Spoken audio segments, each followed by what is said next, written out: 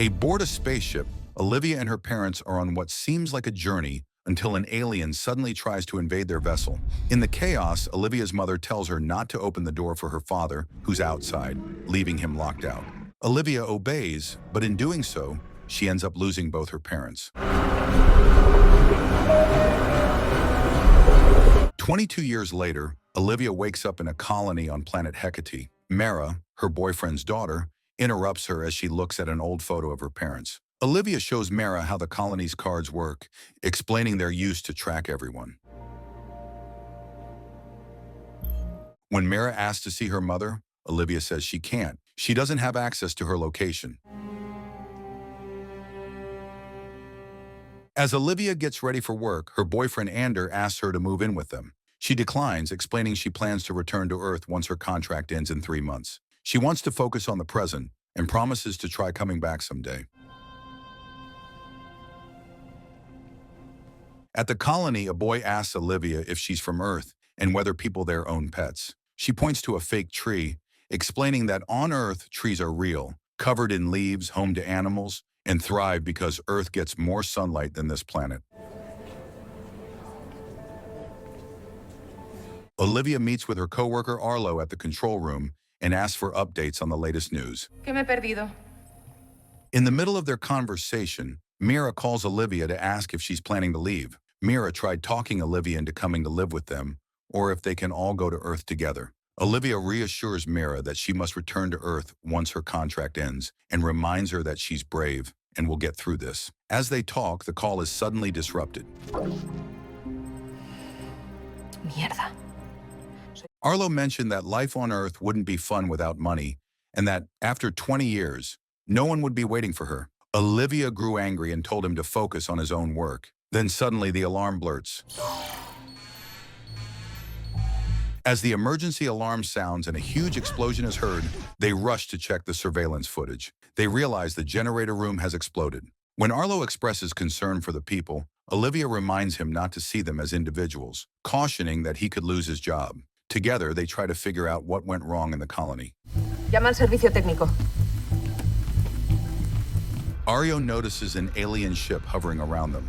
He is then joined by Olivia, who is equally confused as he is. ¿Qué es eso? They sent a warning about the danger and blocked access to Sector 5, where the alien ship had landed and departed. When they checked the surveillance feed, it had gone dark. Using card tracking, they saw the invaders killing everyone in the sector.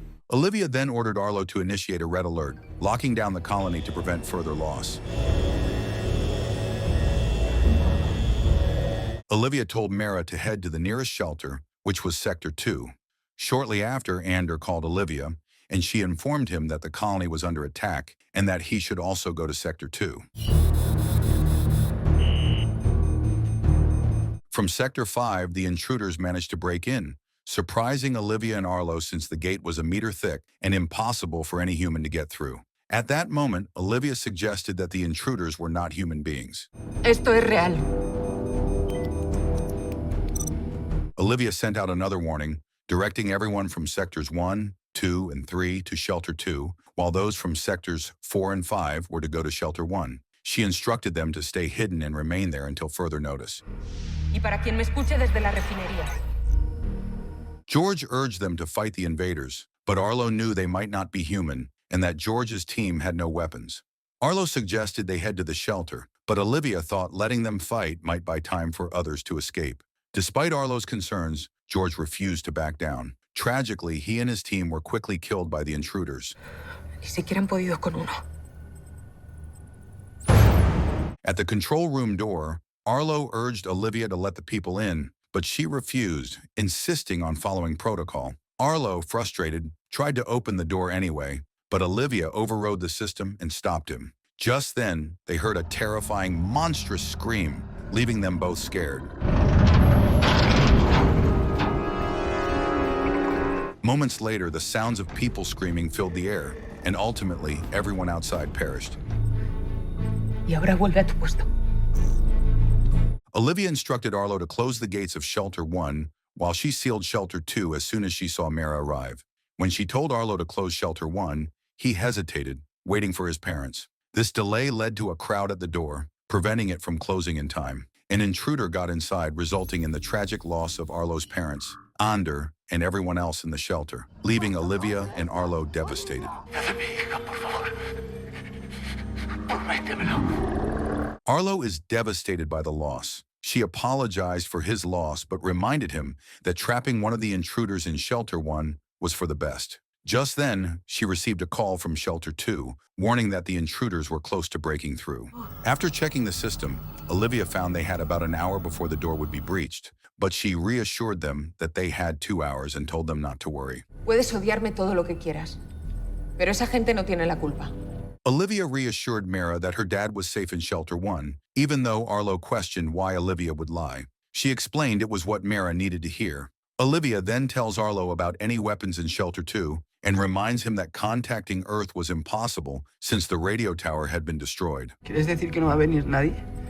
Quiero decir que ni siquiera saben que estamos siendo atacados.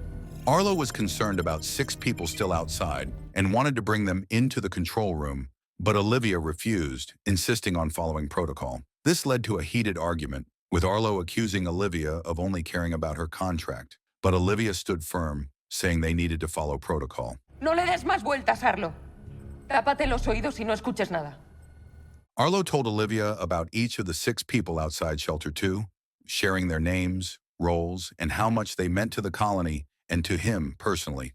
Moved by this, Olivia finally agreed to help bring them into the control room, but on her terms. Arlo agreed, and they began by reaching out to the person closest to the control room. Bashir en el templo. Dice seguridad. The first person, Bashir, was in the church, and Olivia assured him they would get him safely to the control room. When he asked about his son, who had sadly died in the Shelter 1 incident, Arlo reassured him that his son was safe. Está en el refugio 1. Gracias, Dios mío. Gracias. After that, they contacted the second person, Nisho. Olivia asked Nisho to help 2 injured individuals reach the control room safely. Although he was hesitant at first, Olivia reassured him that they would support him the whole way. Eventually, Nisho agreed and set out to assist them. Vamos, Nisio, que tú puedes.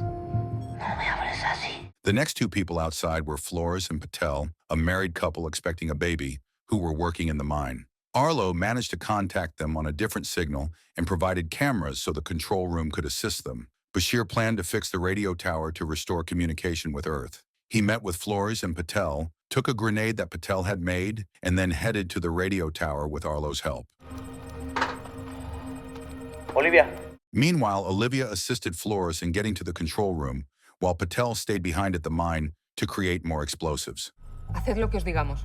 Claro. Entendido. Nisho, who had gone to help the injured Camilo and Lupe, found them in a dire condition and realized they wouldn't be able to walk to the control room.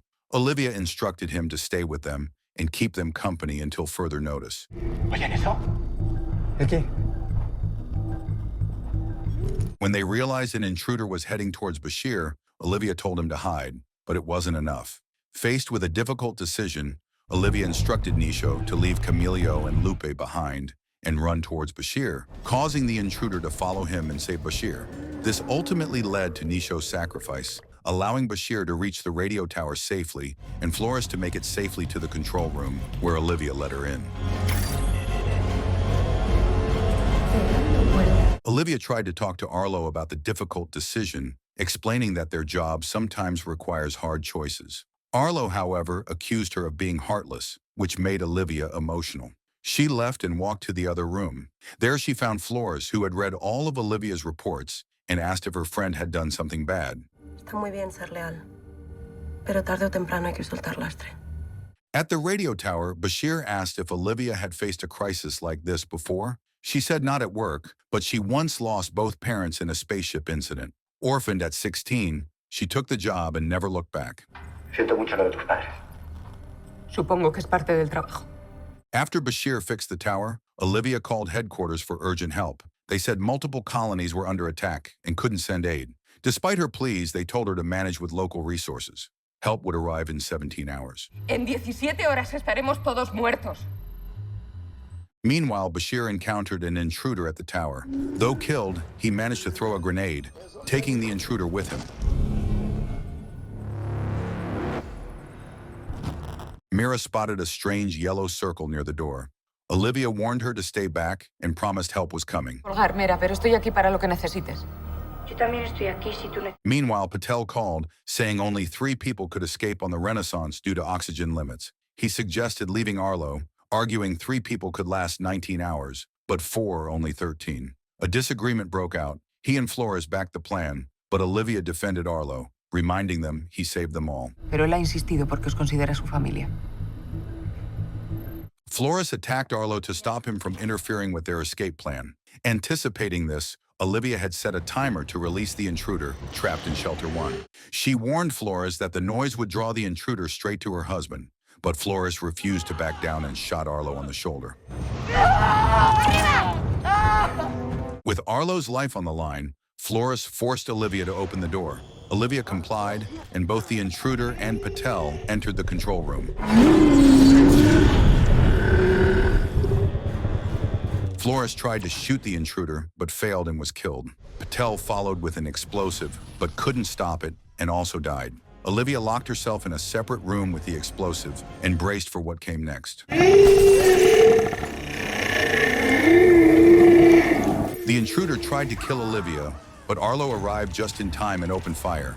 As the intruder turned on him, Olivia grabbed an explosive and threw it. The blast killed the intruder.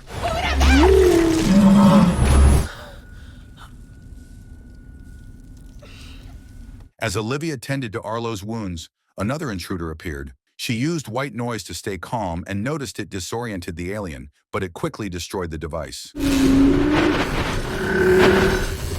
With no other option, Arlo told Olivia to save the others and sacrificed himself. She is saved, shaken, but alive. Olivia made her way to the hangar to escape, but encountered another intruder who injured her.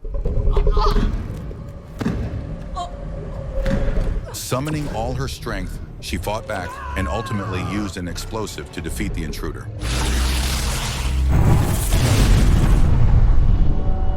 As Olivia prepared to leave, memories and Arlo's words stopped her. She turned back, explosives in hand, ready to keep fighting.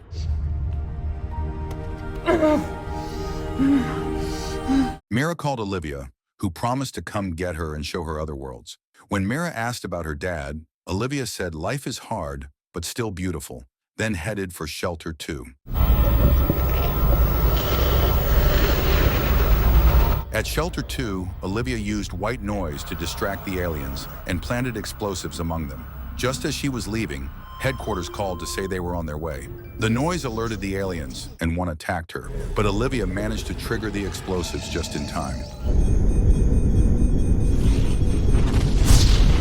At that moment, help arrived. As everyone evacuated to the spaceship, Mira overheard a rescuer talking about the others and learned that Shelter 1 hadn't survived. No puede ser que los chips hayan fallado. El sistema no miente. Heartbroken, Mira searched for Olivia and found a childhood photo of her on the ground. She eventually discovered Olivia lying injured from the explosion. Olivia. Mira, in tears, called out to her, and miraculously, Olivia woke up, and they embraced, both crying together.